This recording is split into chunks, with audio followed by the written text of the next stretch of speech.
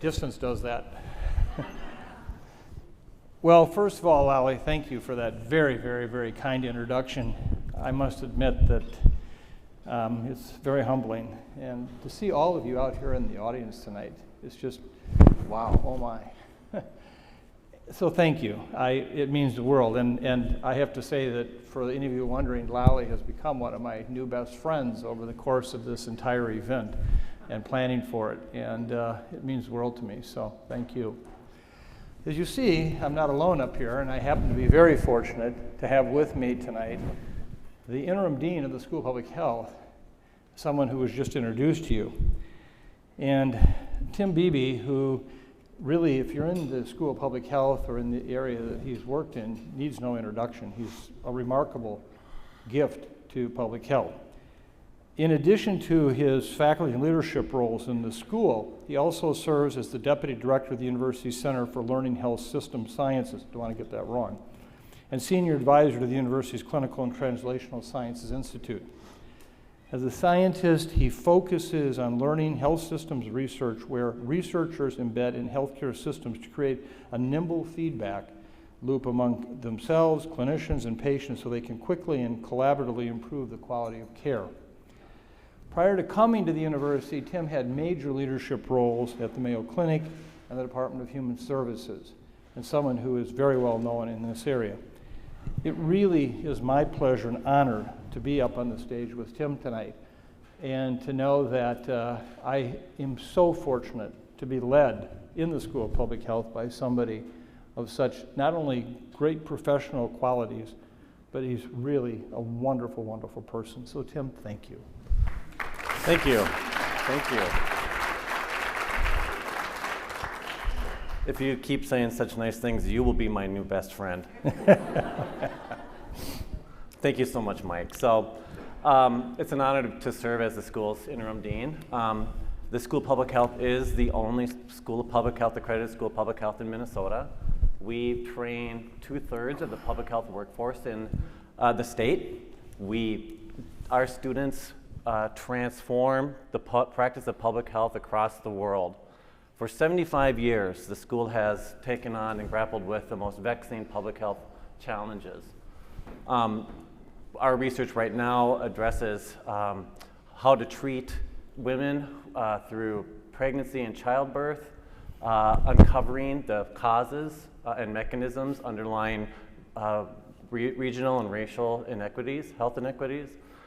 We work with veterans and inner city residents to ensure that they have access to healthy food.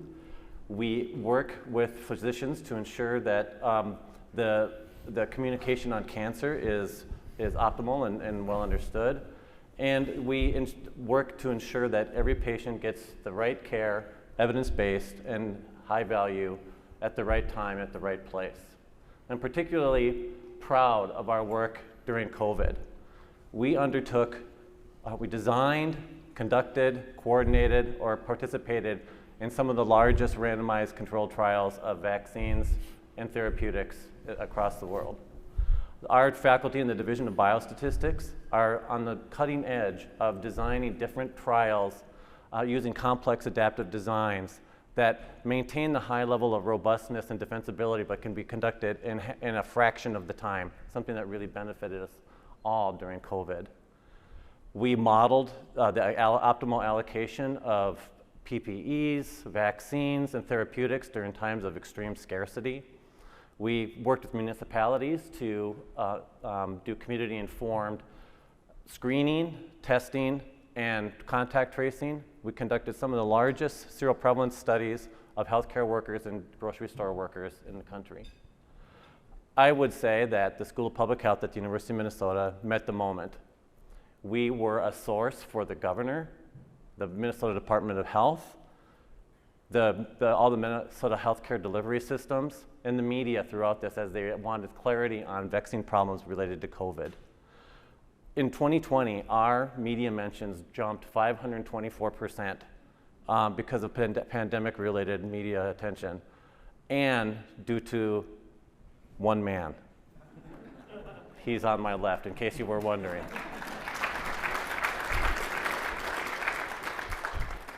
So I am so proud to call him a friend and a colleague, and that he's a tenured professor in our School of Public Health.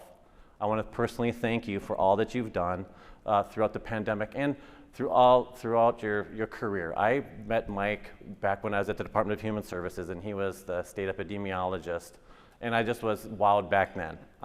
He was actually training to swim the English Channel at the time. Another story.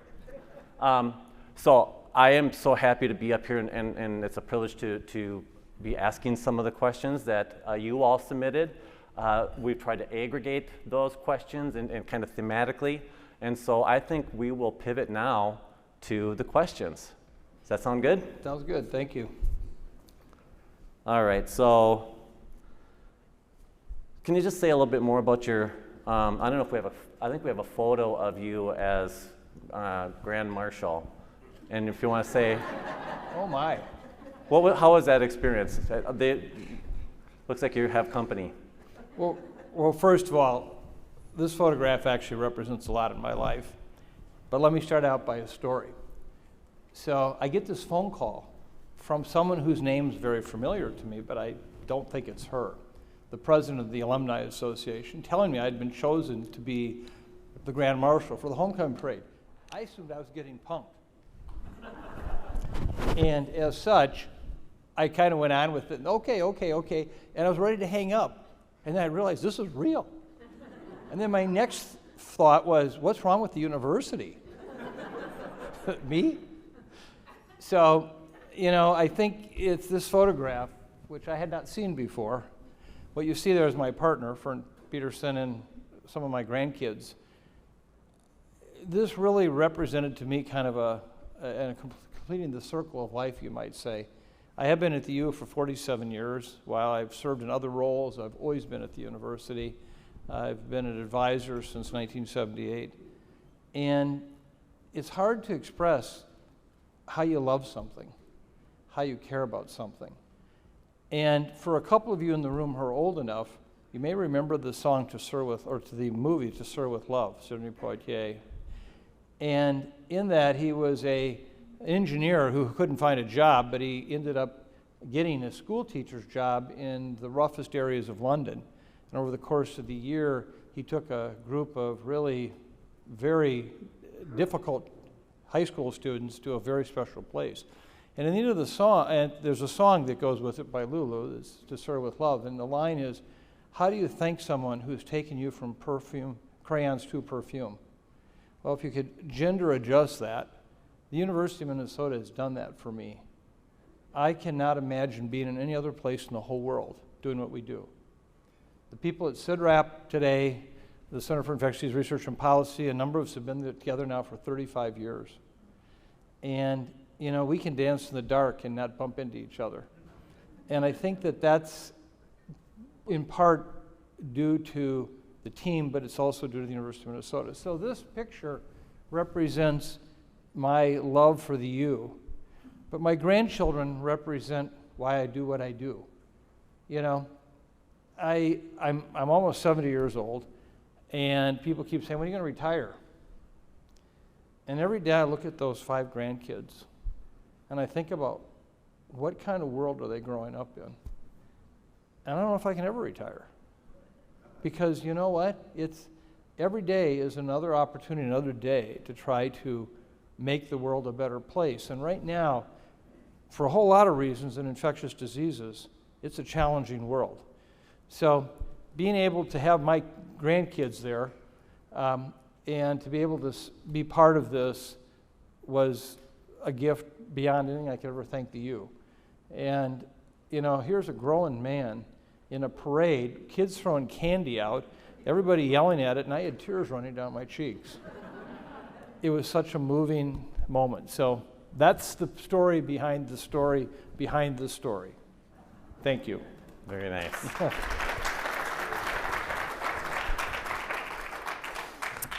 All right, switching now to the questions from the audience. In terms of the U.S. and COVID, where are we right now? Have we moved from pandemic to endemic? I don't know. this virus has thrown more 210-mile-an-hour curveballs at us than any other infectious agent I've ever known. And I'll include HIV in that. Influenza pandemics, which are what we usually think of as a new virus emerging, a respiratory transmitted virus that spreads around the world, raises havoc for 2 to 3 years, like the 1918 pandemic, and then it becomes part of the everyday milieu of flu viruses. We are now, and I just did a podcast that was published yesterday, that we're now, I think, in what I call the 4th phase of the pandemic. Nowhere close to being out of it, nowhere close. Even though we're all done with the virus is not done with us yet. It's not. The first phase occurred right after it emerged from Wuhan, where in that first year of 2020, it caused these major spikes in cases in selected geographic regions, cities, some counties, but not widespread all around the world in a big way. And we had no vaccines and we had no drugs. Well, by the end of the year, we were obviously very enthusiastic about these new vaccines, which, I think public health did itself an injustice by, in a sense, concluding that everything was solved now, because we didn't know how long these vaccines would really hold, how much protection would it last for how long. We knew in the first 60 to 90 days after you got the vaccine, it worked well. But that also was the virus of that first year. And it was at that time that I got myself into a lot of trouble, good trouble as far as I'm concerned, because I saw what was happening with this thing called variants, where the virus was mutating quickly in a way that we had not seen any other respiratory pathogen change. And through the course of the first year, the changes were kind of considered like rings on a tree, growth curves. You could say, well, the virus has gone this many generations or done this, but nothing about its functionality, same virus. Well, by the end of 2020, when the Alpha variant emerged, particularly in Europe, we saw a virus that could change how infectious it was. It could change how it might cause more serious illness, and it could even in some cases potentially change in such a way that it would evade the immune protection from previous infections or previous vaccinations. And in January of 2021, on Meet the Press, I said, I thought the darkest days of the pandemic were still ahead of us. And man, you could have had my head quartered in so many circles around the world because I'm just a scaremonger. But I saw these variants coming. And then Alpha did arrive. And then Delta arrived. And then the worst of all was Omicron. And that was really phase 2 to me. It was the kind of mountain peak of cases, and then it dropped precipitously to a mountain valley. And we thought, oh, it's done. And then another mountain peak of cases, and a valley. And that was phase 2. Phase 3 occurred when Omicron became the variant of choice, and for which at that time it didn't disappear and was replaced by another variant, Pi or Sigma. These are all named for Greek letters in the alphabet. But rather, we saw these subvariants develop. All of them were Omicron origin, but they kept changing. And we just have gone through phase 3 of the last year, where instead of the mountain peaks up and down, we've had as a high plains plateau. It's just been relatively constant and only slightly coming down now. We have lost, on average, 425 to 450 people a day, every day, 7 days a week, for the last 14 to 16 weeks. Makes it the number 4 cause of death in the country. And people, it's gone, it's over with. Now, grant you, many of the people who are getting very ill and are clearly at risk for that because either they're older, which is a risk factor, I understand it well. They're also not vaccinated. But everybody assumed this was going to be the soft landing. But about 6 to 8 weeks ago, we started seeing something brand new. Now the subvariants that we're seeing for this Omicron virus are experiencing the highest and most amazing immune evasion you could imagine, where basically these subvariants will do a lot to reduce the protection of any of the previous immunity we've had. And we've got at least 4 of them that we're looking at right now, that BA.27.5.1, XBB, BQ 1.1. These are really concerning. And if that's not enough, they're just coming. They're not here yet. I say they're not here yet. They're in a couple % of the cases out there, but it's building from 0.1% to 5.6% to 8% over just a couple of weeks. But if you've been following what's happening right now, Europe is starting to get crushed. Cases are rising dramatically in at least 15 European countries. And it's not just infections, for which today I don't know what those numbers mean because so few of the cases get reported anymore with home testing, but rather it's hospitalizations and deaths. And this is something most people aren't aware of, how this is taking off. We're seeing the same thing in Singapore. We're seeing the same thing right now in Bangladesh. So why is that happening? It's not the subvariants that I just talked about. They're there, but they're not at that high a level yet. It's largely, I think, because of behavior. We are done with the virus. And so we're all together, large groups, etc., and we are not aware of the fact that we are going to start seeing this transmission. Now, will it occur in the United States like it is in Europe? It hasn't yet. And so I think, again, this is where humility becomes job one. I'll say to you tonight, I don't know this is going to happen, but I have every reason to believe it might.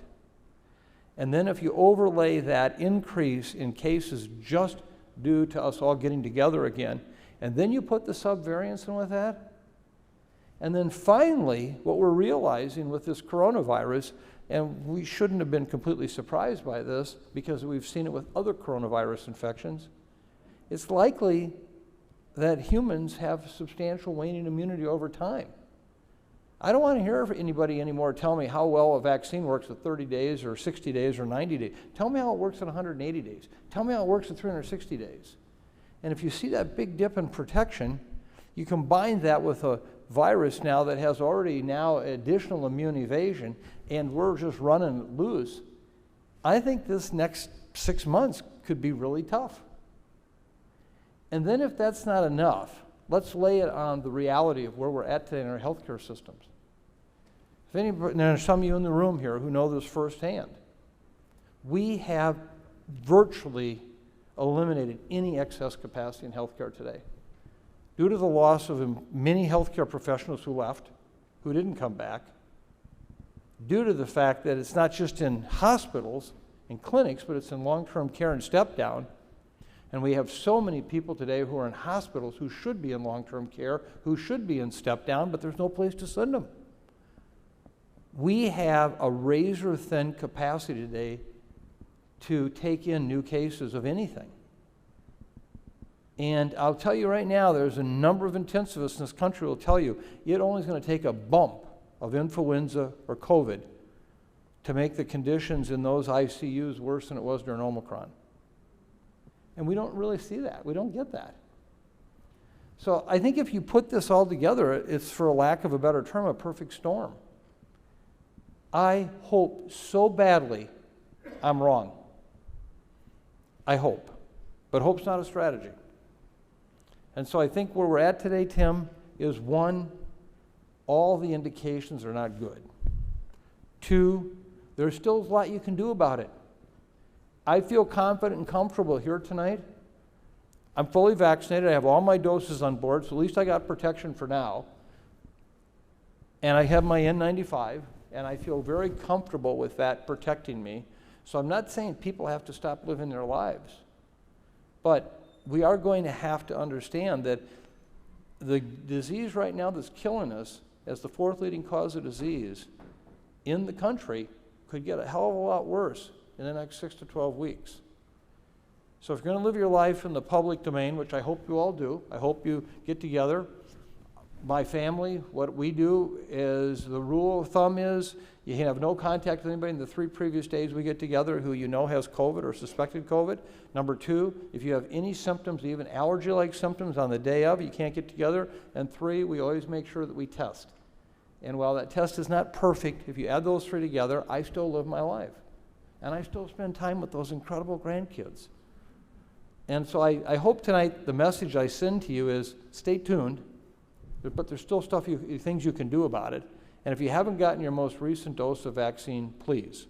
As of Friday morning, only 5.8% of U.S. residents eligible to get a booster dose have.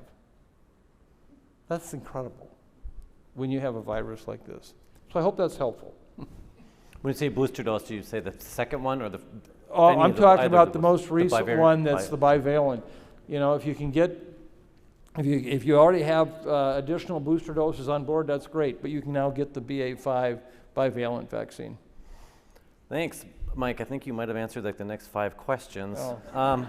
Sorry, I'm a professor. What can I say, you know? Well, less than me talking, so that's good. You know, is there a time within the next 30 years where we don't have to worry about COVID-19? And you're being filmed, I don't know, by the way. but let me tell you, and this is where,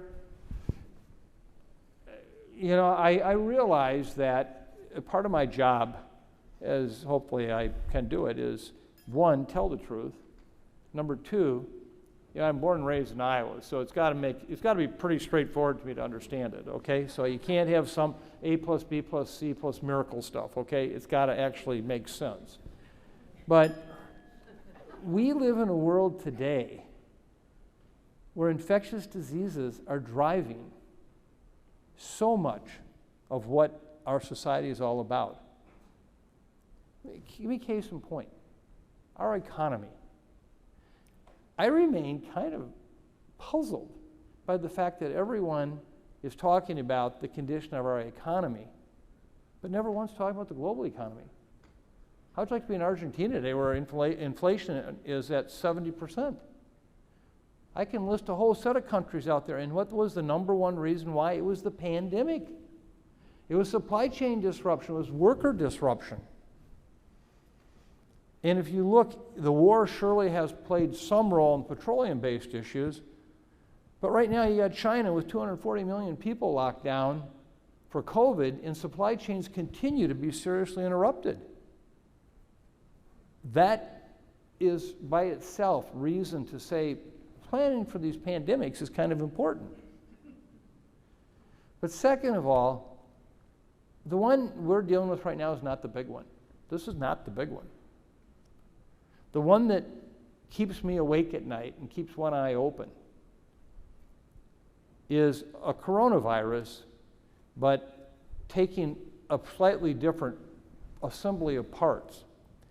I had the opportunity in 2003 when I was splitting my time between the University of Minnesota and serving as a special advisor to Tommy Thompson at that time, post 9/11, and the whole issue with bioterrorism. And so I got firsthand knowledge and effort with the SARS outbreak, a coronavirus that spread through China and did spread through the world, but we were able to contain it because people didn't really get that infectious till the 4th or 5th day of their illness. And if we could identify cases or contacts quickly, we could shut it down for ongoing transmission. And we got rid of the animal reservoir we were able to identify in the markets of the Guangdong province. But it was notable that 30% of the people that got SARS died. Well, then along comes MERS, Middle Eastern Respiratory Syndrome, a coronavirus that emerged out of camels in the Arabian Peninsula. And I'd been serving as an advisor to the royal family of the EUA. And so I ended up over there in working on that. And the same problem was you had to find cases early and you could shut down human-to-human transmission. And by the way, you're not going to put down camels over there. I actually personally saw $40 million camels among the royal camel herd. But the thing that was notable, it killed over 30% of people. Now you got SARS-CoV-2 or COVID, and it is highly transmissible, but fortunately it only kills less than 1% of the people. There is nothing And viral genetics would say that someday this and these two are going to get together. And instead of having a highly infectious virus that kills less than 1%, it could kill 30%. That's the big one. And we are not taking that seriously. We're not seeing it. And so to me, when you ask me about these things, think about this. Right now, with almost 8 billion people on the face of the earth, 1 out of every 8 people who's ever lived is on the face of the earth right now. 1 out of every 8 people. And we need animals to eat. We sure use those. We have more interaction with animals any time in the human history. And then on top of it, we move around the world overnight. So what was in some distant place yesterday is everywhere tomorrow. So the world has really provided the ideal evolutionary support for these infectious agents. And you know, when I got into the business in 1976, I had more, 75, but I had more people say to me, why are you getting into infectious diseases? This is, you know, horse and buggy stuff. And at the time, we thought we had defeated infectious diseases. And right now, they're coming back with a vengeance. Whether it's monkeypox, whether it's Ebola, whether it's antibiotic resistance, whether it's COVID. And this is why our School of Public Health and our center, I think, unfortunately have a real need, and the world has a need for them, and will continue. And we have to be mindful that, just think about our economy. If you don't think that this was a problem otherwise, think what's happening to you right now, and that goes directly back to the pandemic. Thank you. You just touched upon, you know, how quickly we can get from one side of the globe to the other. And one of the questions is, from your perspective, what would be the safest, if any, areas and modes of travel? So, you know, I travel extensively. I have traveled extensively. I continue to travel extensively. I think it's all about, first of all, being smart about your travel. I do not pretend to know everything about traveling somewhere. I have a reliable travel clinic that I count on. So even though it's my business, these people follow it every day. They know if drug-resistant malaria suddenly shows up somewhere. So number one, surely travel. But when you do, make sure that you have all the things on board, vaccine-wise, advice-wise, as to what to do. Second of all, have a plan if something does happen. Just not long ago, I had a dear friend who was in a low-income country and got bit by a dog that likely had rabies. And he didn't know what to do. He didn't have access readily to rabies in that low-income country. And so, you know, we worked it out, finally helped him, but he had never thought about that as being, you know, who would I imagine getting bit by a dog with rabies? And so I think you want to have a health plan concept. Who do you call? Where do you call? For me right now, I don't travel anywhere without my Paxlovid, because while I've not yet had COVID, and by God, I'm going to try hard not to get it, because I don't worry about dying as much, but I don't want to get long COVID. You know, I carry Paxlovid everywhere I go. So should I get sick while I'm in San Francisco, I can take it just like that. Think about things like that. And then just understanding access to healthcare. How do you get it? Where are you going to? Plan ahead. Think about, if I'm going to this low-income country, middle-income country, will I have access to healthcare? And I think that is really, if you do things like that, I think you can travel safely. You can travel with managing the risk. And I think, so I would never encourage you to stop traveling. You know, the world is a wonderful place, but just be prepared. You just mentioned long COVID. Can you discuss the consequences of and the treatments for long COVID? Boy, I wish I could answer this one. If I could, I would suggest a Nobel Prize would be deserved. We understand so little about this, but let me make no mistake about it. It is a very, very serious tail to this infection. Whether it's 2% up to 20% of people who get COVID, there's a lot. And whether it's 14 million or 18 million people in the US today that have it, I'm not sure. Well, it is clearly a subsequent series of potential illnesses that can occur after you've had COVID itself.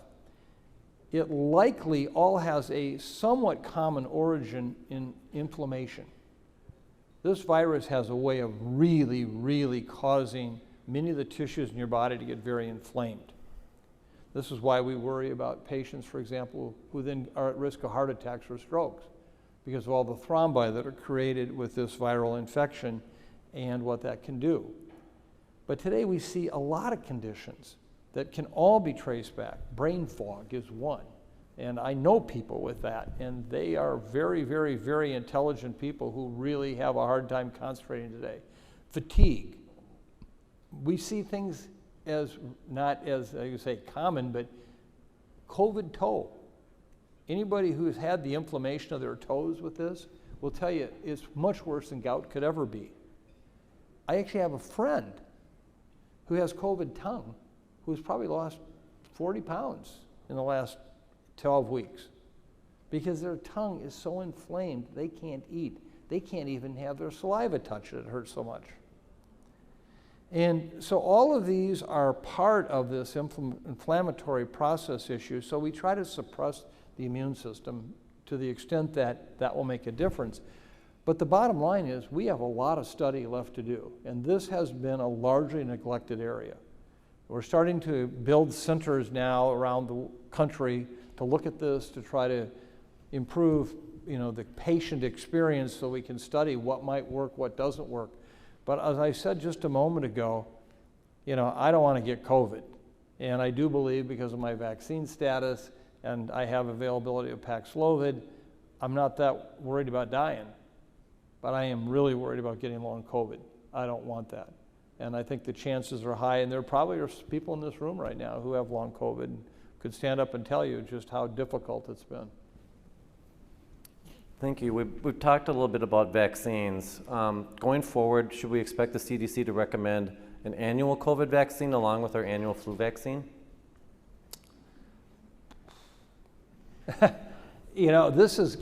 I've been saying for some time, we can't boost our way out of this pandemic.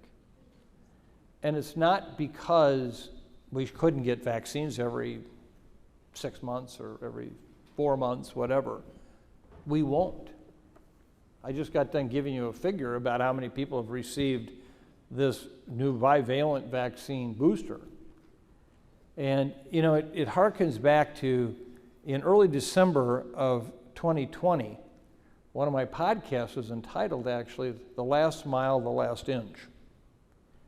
And I even envisioned back then that the last mile was getting vaccine to the people, and particularly those where health disparities were already a real challenge. But the last inch was, but will they take it? And how many will they take? And there are so many people, so I already had 1 or 2 and done. I'm not going to do any more. And yet what we know is that it's really important to defeat this waning immunity. You need to kind of keep that immune system up, and it's all, you're trying to build up each time it comes back down. So I think that ultimately it's with the current technology we have, it might very well be a situation where you could recommend it, if not every year, every 6 months. Every 6 months. But I think it'll be a miserable failure because people won't do it. And I understand that. But I think that's where we're going right now. What we need are new vaccines, and that's what CIDRAP's working on right now. We actually lead a global effort with support from the Gates Foundation, the Rockefeller Foundation, to actually devise a roadmap for how to get game-changing coronavirus vaccines. Everything from basic R&D to manufacturing, finance, and policy. So I think at this point, expect you're going to see more recommendations coming down the pike for boosters, and I can tell you right now, I will always be first in line to get my booster. You just mentioned new vaccines. What do you think about the nasal or inhaled vaccines currently in use, like in China or in development? Is there a chance for one that is protective against all or at least many coronaviruses? Yeah. Well, as I often say, I can only hope, but then hope's not a strategy. I got burned professionally once. in an interesting learning experience where back in 2011 and 2012, our group was very involved with understanding how well flu vaccines worked. And the prevailing knowledge at the time was 70–90% each seasonal flu vaccine. And our data said, no, it wasn't even close. And so we actually did a study in which we looked at all the vaccine studies that have been done since they've been available as flu vaccines. And we came out with the conclusion that in a really good year, you may get 50% protection. But there were a number of years where the flu vaccine, particularly for older individuals, gave you 0 protection. Now, I still get mine because if even a few percent protection would be great. But one of the bright spots that came out of that was we looked at a series of studies called FluMist. FluMist was a nasal flu vaccine. And by gosh, the studies were amazing. 80–90% protection. But there was a caveat. They're only in very young kids. And it turned out that ultimately studies in older children and adults were miserable. The vaccine didn't do well at all. And what we have come to understand is because once you got infected with flu or you were vaccinated, you did develop localized protection of some degree in your nasopharyngeal area so that when you put this live attenuated vaccine in, it didn't take. Where in kids who had never seen flu before, it took just fine. So my concern is, and I hope that we can overcome that with COVID vaccines, but as I've been saying, and I was just in a meeting earlier this week where I think that point of view was not necessarily well accepted, is the fact that I want to see data on nasopharyngeal vaccines in people who have previously had COVID or been vaccinated. And then tell me. And then if that works, that's a big, big, big step forward. But right now, I keep hearing the flu story in the back of my head saying, don't jump on these nasopharyngeal vaccines too quickly in terms of what they can actually do. Now, there was a study released last week from AstraZeneca who reported out their first data on nasopharyngeal vaccines, and it was very preliminary, smaller study, but it did not work. Now, we mentioned the Chinese, they've reported some data out, but we have been very skeptical about the Chinese vaccines. We have really seen very little good data that would allow us to judge that. So I don't know what the future is going to be, but we're going to definitely need new and better COVID vaccines for all these ones, including the one that could be the big one, the one that has high mortality and high transmission. So this should be a priority, absolutely a priority. Well, it might be a good time to shift gears a little bit. We know that you're the director of the Center for Infectious Disease Research and CIDRAP. Let's learn a little bit more about your video. Boy, I don't know about this, so I hope you all pay, I have no idea what's coming. A lot of people think that CIDRAP's a place, and actually CIDRAP's an idea, where we dream about what the world could be like as opposed to what it is today. And while we often hear that we must be a center all about COVID-19, we actually have a number of major programs ongoing that deal with antibiotic resistance, the drug shortage supplies, getting new and better influenza vaccines, and the whole purpose is to try to make tomorrow better than it is today. We had all these programs in place before COVID ever started, and yet we were able to stop on a dime in terms of how quickly we could pivot to include COVID. We were one of the very first organizations in the world to publish an article on what was happening in Wuhan, China in December of 2019, well before the world even heard about it. We were the very first location in the world that publicly stated that this would be a pandemic. So one of our really unique talents and capabilities is that if a problem arises, we will respond with full force without at any time dropping what else we do. And I think that's really been a hallmark of what's gone on in CIDRAP over the course of these past 20 years. This is all about infrastructure. This is all about people. This is all about a commitment to the future and doing what we can to make the world a better place for our kids and grandkids.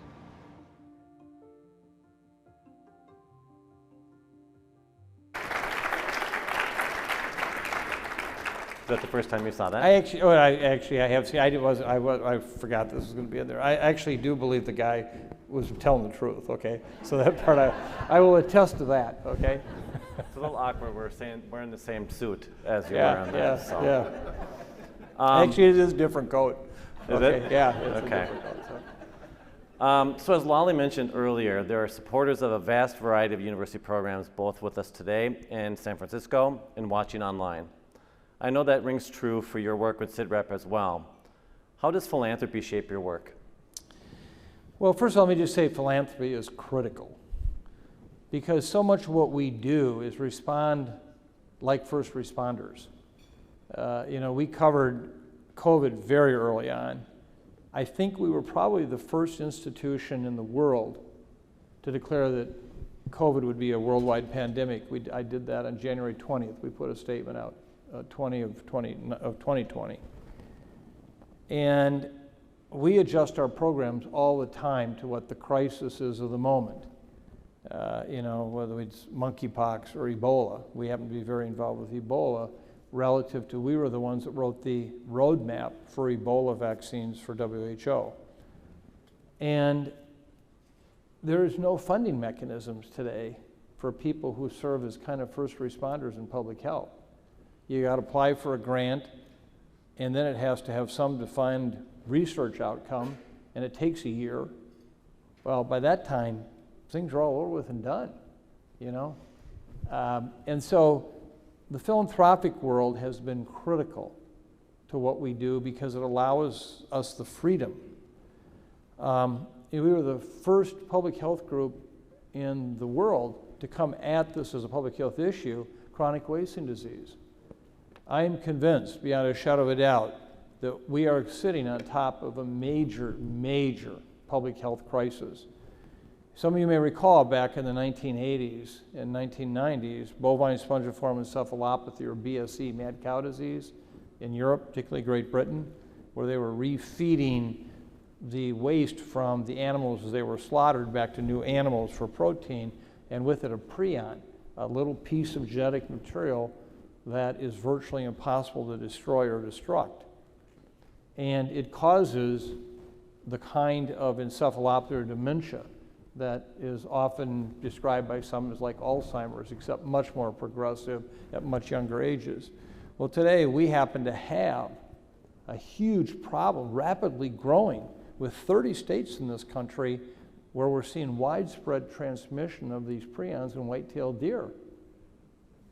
And yet we have hundreds and hundreds of thousands of hunters each year that are out hunting these animals and consuming them. And then they take their meat to a local meat slaughterhouse where they then grind it with other deer meat and contaminate the equipment, and pretty soon what you get back is not good. And we're following this carefully, and we're beginning to see this prion become more and more humanized all the time. Well, we are the ones that have been shouting at the top of our voices, we've got to deal with this now. We got to get ready for this. And we have a very extensive web presence in this area. We actually have put together a expert panel group of over 50 of the world's leading experts on prion diseases. And one day that will come into play. I'm convinced of that. But nobody wants to fund something like that. I mean, why would you do that? Well, because you can't wait until the day something happens to actually do that. So that's an example of the philanthropic world. And we've been blessed, and I want to make sure I get this, but Christy Walton, who has been so incredibly kind, supported a major effort that we did, and we are continuing to do, on drug shortages. We have the most definitive drug tracking system in the world right now at CIDRAP for looking at shortages and why they're occurring, including active pharmaceutical ingredient production in China. And we can tell you on any given day what's happening where in the world and how. And that helps us plan for all these shortages that occur. Christy has supported that completely. And she's also very kindly put a challenge grant up for our center for part of the fundraising we're doing to build this kind of endowment to keep this work going. But it's just not just Christy. The Vincent Foundation has been very kind to us, and they not only support the CIDRAP effort, but they also support the University of Minnesota students' scholarships and have done so for many years. And last but not least, I want to call out to someone near and dear, Unorthodox Philanthropy, out of San Francisco, Mark Lampert and Kathleen Clemens. Kathleen is with us tonight, and they too saw the need for us to be able to stop on a dime and give back 9 cents change, and have given us unrestricted support, which we have used very targeted at the whole issue of COVID. You know, some people say to me, boy, that podcast you do, isn't that something? And my first reaction is, it's not me. There's a team of 6 people that work their tails off day in and day out to get that information. I just happen to be a voice. I happen to be a mouthpiece. And you know what? You know nobody pays for that? Nobody pays for that. If it weren't for support like the kind, Catherine, you provide, we couldn't do that. And I know some of you listen to it. Thank you. So I can't say enough how much philanthropy means to us. And you know, we've tried to be very good stewards of what we get, and we appreciate any help we can get that way. And all I can promise you is there will be one common purpose. What's it do for our kids and grandkids? And that's how I look at that money. Thank you. So we have just a couple more questions. This one is kind of near and dear to my heart. From your perspective, it's not like if, it's when. And what form of next version will be coming. So do you have any information that our national public health departments are preparing rigorously for another pandemic so we can mobilize more quickly if another one breaks out? And perhaps what lessons were learned that are being applied? I am absolutely convinced beyond a shadow of a doubt we are less prepared for a pandemic today than we were 3 years ago. Less prepared. 3 years ago, the CDC was a trusted voice of public health in this country. Today, it has sunk desperately, desperately low of anyone trusting its messaging. Public health is not trusted. Second of all, is the media doesn't know how to cover this. And when I say they don't know how to cover it, they never make it a priority to figure out who the hell is telling the truth or who's making the right predictions or getting them right. The same talking heads get on, even though they've just now made their 18th prediction that's been wrong. And there's no check and balance. There's no system to try to get information out to the public that has been vetted in such a way as to say, well, what does this mean or not mean? And so I think we have a lot of challenges with the media right now relative to what you all are hearing, because it says, you know, last week, the Commonwealth Fund put out a study saying how much disease would be prevented with these new vaccines, the bivalent vaccines. They didn't have a clue about the immune evasion issue that was emerging, or how many people would really get the vaccine. And yet that was blasted all over the media. See, everything's okay. Got the vaccine, don't worry about a thing. And there was no real counterbalance to say, well, we hope that's the case, but again, hope's not a strategy. What are the reality? So I think we have a challenge with media. Second of all, third of all, I've already shared with you, our healthcare system in this country is a mess. And we are going to continue to see a lack of preparedness in that area until we come to understand what it's going to take to actually make it possible to have that kind of excess capacity if necessary, so when things bump up. Next, Congress is done. Congress is done. They put their money out. And right now, the administration's requests for more support for vaccines, more testing, have been all turned down. We're watching in the next 60 to 120 days, almost everything around COVID will go back to the private sector. And all the disparities that have been there for so long in private sector healthcare are going to be there again. And it's going to be a heck of a problem. And so I could just go on with this. And so I'm someone who says, if you're going to say these things, then do something about it. And so I actually am writing another book. in which I try to lay out these challenges and what we can do about it. And I keep using the bottom line message of saying, number one, as the old oil fram commercial used to say, you can pay me now or you'll pay me later. And from an economic standpoint, it is one of the best investments we can make to reduce the likelihood that we'll ever see this kind of thing again. I mean, you can build all the missiles you want. You can build all the guns you want, all the airplanes you want. And we do, because we know what would happen if we didn't have them. But we don't think that way with infectious diseases. So I think where we're at right now is one where people want to forget and go away. They don't want to be there. And I understand that. I get that. But that is so counter to wanting to take care of our loved ones and preparing for that, something we can do. And you can't go out and do pandemic preparedness. But where are our elected officials on this right now? You know, they said we're done.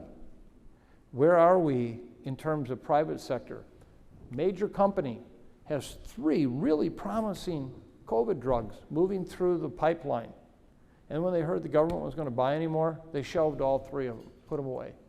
We're done, because there's no financial incentive to do these anymore.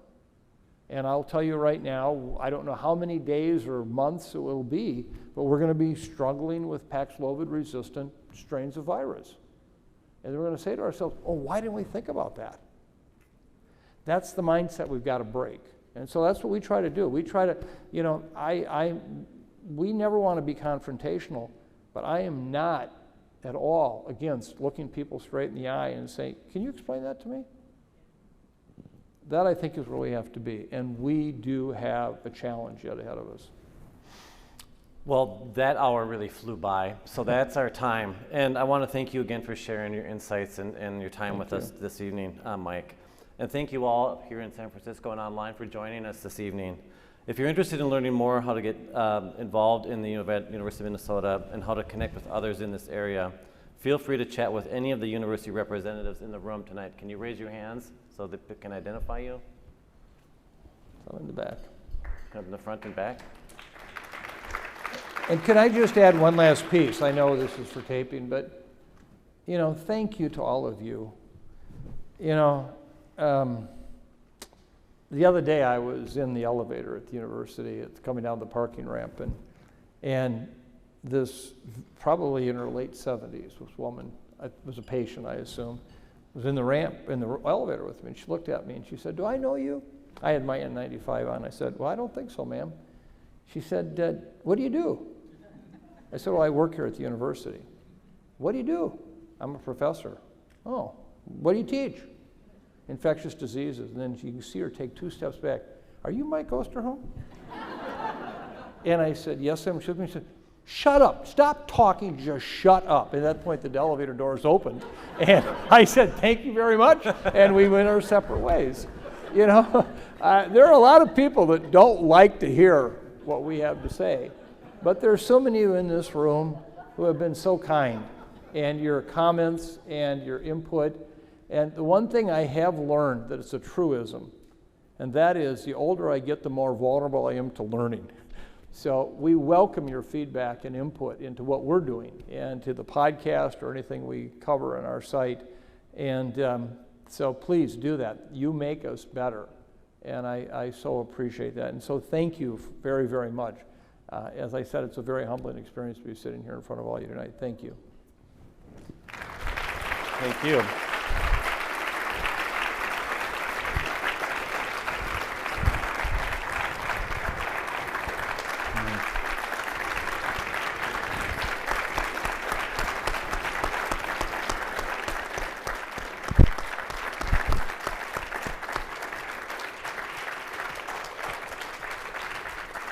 Thank you.